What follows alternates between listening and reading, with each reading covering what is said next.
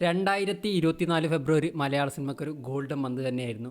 2025 ഫെബ്രുവരി എങ്ങനെയായിരിക്കും നമുക്ക് നോക്കാം. ഫെബ്രുവരിയിലെ റിലീസുകൾ ഏതൊക്കെയാണെന്ന് നോക്കാം. ഫെബ്രുവരി ആദ്യം റിലീസിനെത്തുന്നത് ഒരു തമിഴ് ചിത്രമാണ്. തല അജിത്തിൻ്റെ വിടാമുയർച്ചി. അജിത്തിനെ കൂടാതെ അർജുൻ, തൃഷ തുടങ്ങിയവരൊക്കെ സിനിമയിലുണ്ട്. മകിഴ് തിരുവേനിയാണ് ചിത്രം സംവിധാനം ചെയ്തിരിക്കുന്നത്.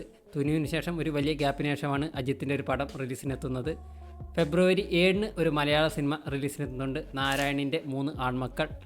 ജോജു ജോർജ്, സുരാജ് വെഞ്ഞാറമൂട് തുടങ്ങിയവരാണ് ഇതിൽ പ്രധാന വേഷത്തിലെത്തുന്നത്.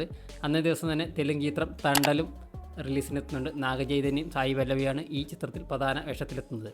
ഫെബ്രുവരി 14 നോക്കുകയാണെങ്കിൽ 3 മലയാള സിനിമകളാണ് റിലീസിനെത്തുന്നത്.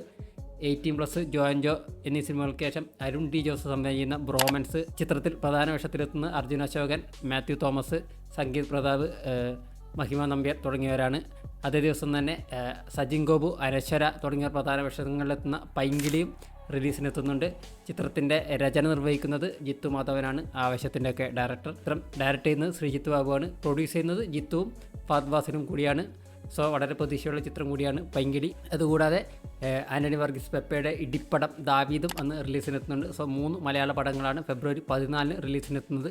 ബസൂക്ക ഫെബ്രുവരി 14 എത്തുന്ന തരത്തിലുള്ള വാർത്തകൾ ഉണ്ടായിരുന്നു, പക്ഷേ ഇപ്പോൾ മാറ്റിവെച്ചു എന്നാണ് അറിയാൻ പറ്റുന്നത്. പിന്നെയുള്ള റിലീസ് വരുന്നത് ഫെബ്രുവരി 20 കുഞ്ചാക്കോ ബോബൻ ചിത്രം ഓഫീസർ ഓൺ ഡ്യൂട്ടി റിലീസിനെത്തുന്നുണ്ട്. ഒരു ത്രില്ലർ ചിത്രമായിരിക്കുമെന്നാണ് അറിയാൻ പറ്റിയത്.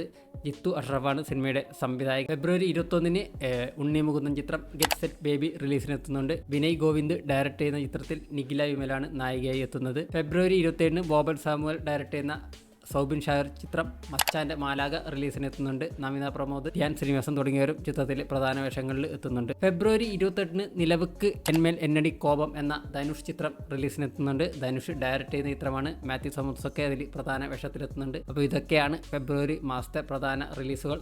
നിങ്ങൾ ഏത് ചിത്രത്തിന് വേണ്ടിയിട്ടാണ് വെയിറ്റ് ചെയ്യുന്നതെന്ന് കൂടി കമൻറ്റിൽ രേഖപ്പെടുത്തുക.